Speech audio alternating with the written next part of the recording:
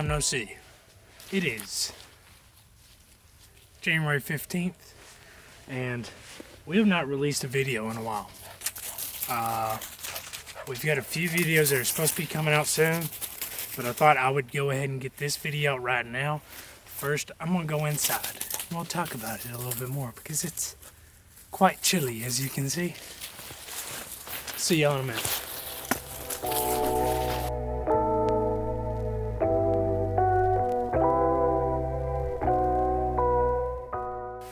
What is going on, guys?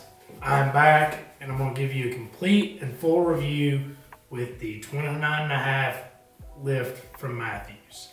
Coming off the 33 Phase 4, I decided to go with the 29.5 for a couple of reasons. I mostly saddle hunt, so with that, I get into tighter spaces into trees.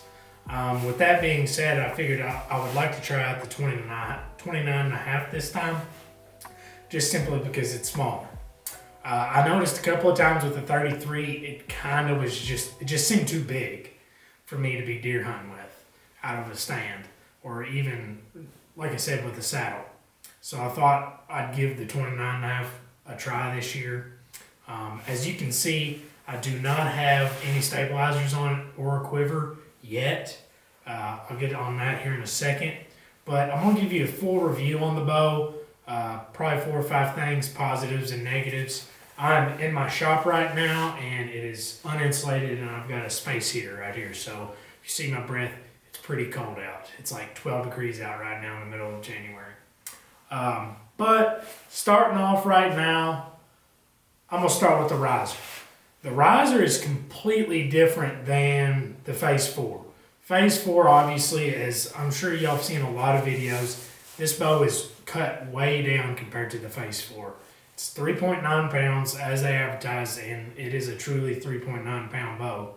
It's extremely light. As I said, I did come from the 33, so this bow is way lighter than the 33 already, but even with the lift 33, it's even lighter. It's absurd how much lighter it feels. Second of all, the cams.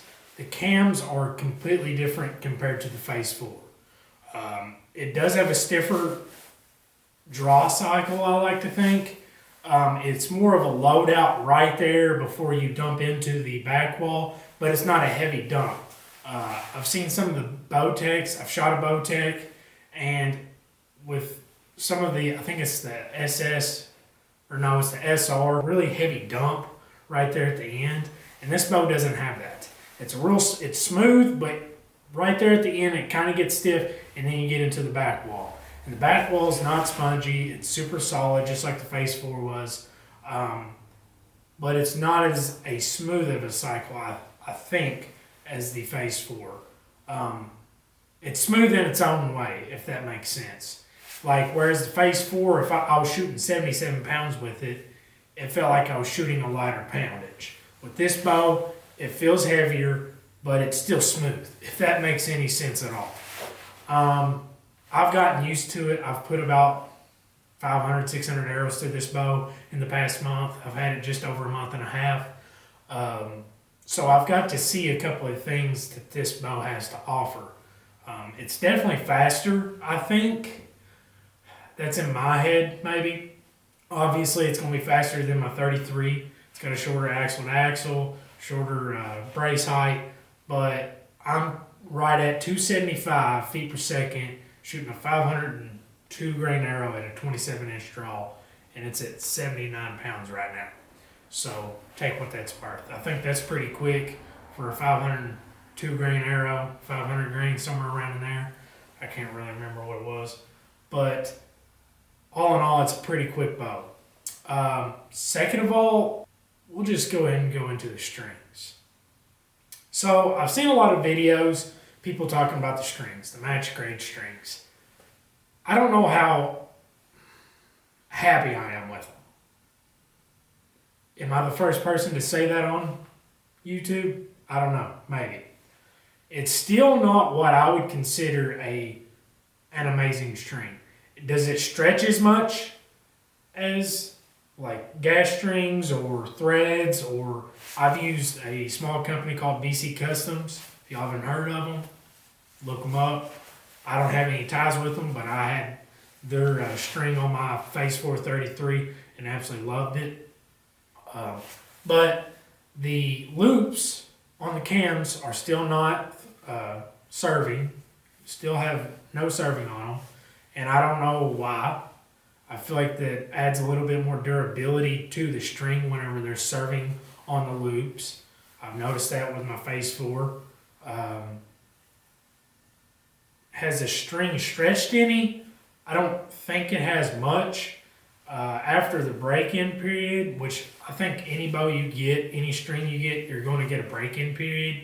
And then after that, because I'm just past the break-in period, so I'm wondering in the next couple of months, am I going to have any more if I'm going to have any problems with it. Like I said, I've put about 500 arrows through it.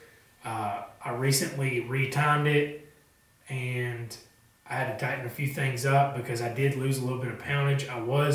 Whenever I first set the bow up at like 79.7 pounds, and whenever I went back like a week ago, I was at like 78.5, so I lost a pound. How much stretch is that? I don't know. I didn't make any measurements or anything like that, but I did have to tighten a few things up, change up my timing on it a little bit, but it does have a break-in period. That is expected. As far as quality-wise, this was straight from the factory, guys. Straight from the factory. Do you see anything wrong here? I'm going to put it right here. This right here. This is straight from the factory. That's not right. As well as right in here,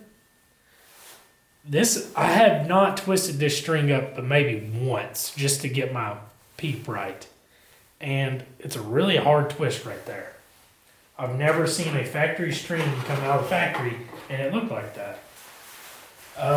So to say I am ecstatic about the match straight strings is an understatement. Maybe it's just me. I'm going to keep shooting it. I'm going to see if I have any more timing problems, or I didn't really have any timing problems, but I'm going to see if it stretches out anymore. Is it all what they said it's going to be? I don't think so.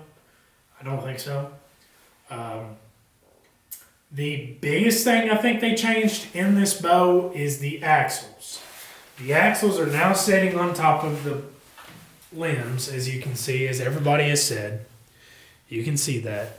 And for working on your bow, guys, I've started working on my bow. I've worked on my Phase 4. I set it up, put new strings on it, blah, blah, blah.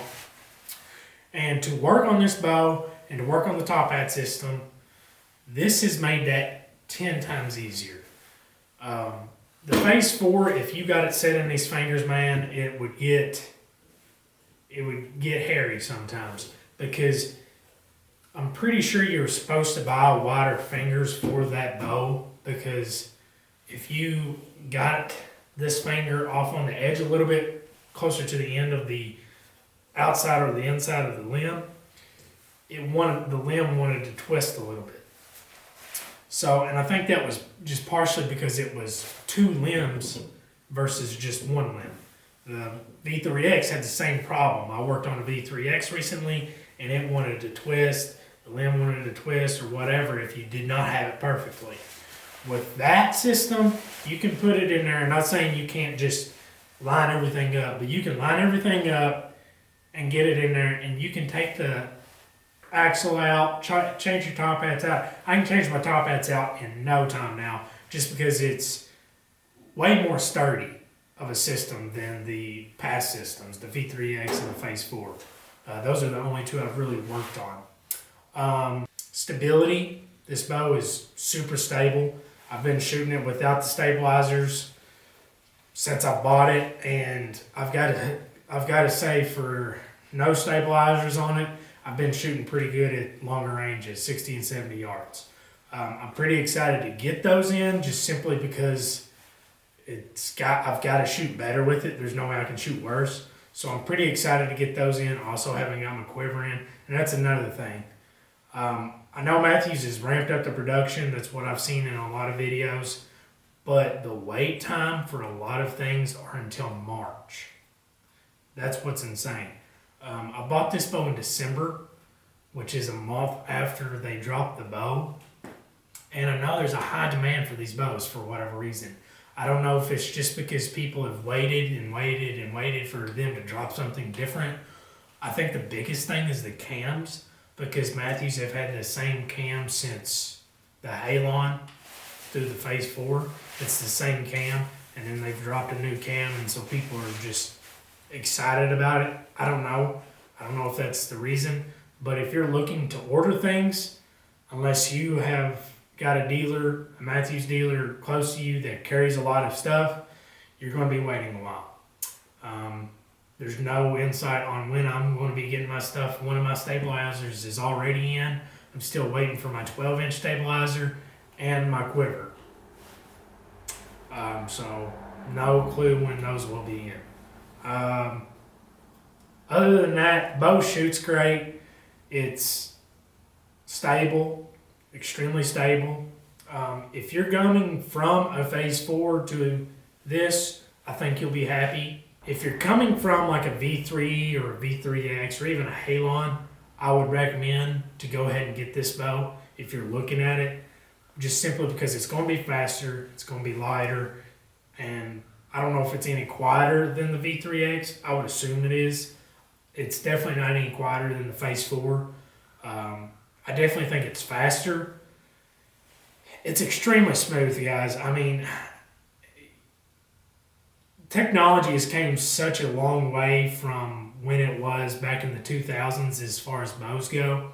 So if you've got an older bow, I would definitely recommend go ahead and looking into this bow.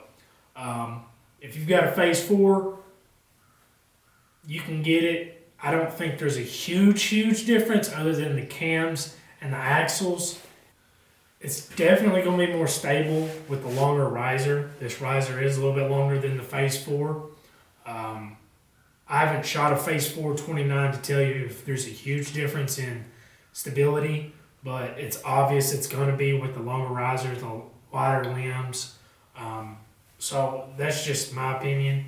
I did not upgrade the rest. I do have just the Q80 HDX, I think it's called. It's got the micro adjust. I didn't get the new one with the rubber molding. I didn't feel like paying more for that because it's got rubber molding on it. Just put some moleskin on it and you're good. I feel like there's not that much of a difference. It's still got everything that the new one has. They still have this junky Mathews grip. Tell me why they're still using this. I don't know. I don't like it. It's narrow. It's rounded. I just don't like it. And I think everybody on YouTube has agreed to this. So, Mathews, listen to everybody and make a grip like the UV grip. I don't want to shoot off the riser. That's what everybody says. Well, shoot off the riser. It's cold. It's cold, guys. And I don't feel like wrapping some ugly tape around it. So, I bought the UV grip, which is phenomenal. It's flat, squared. It's great. I can find my points every single time. Why they still go with the engaged grip, I don't know. They've also come out with the shot sense. I've not paid for that, $350. Probably don't plan on paying for that just because, I don't know, I mean, it's cool. It's a great idea. I would like to have it just to see, just to fumble with it. If you've got $350 laying around, go ahead and get it, I guess. But it's definitely not a necessity. Mathews really does think out of the box on a lot of things. I mean, they've really thought out of the box on a lot of things on this bow.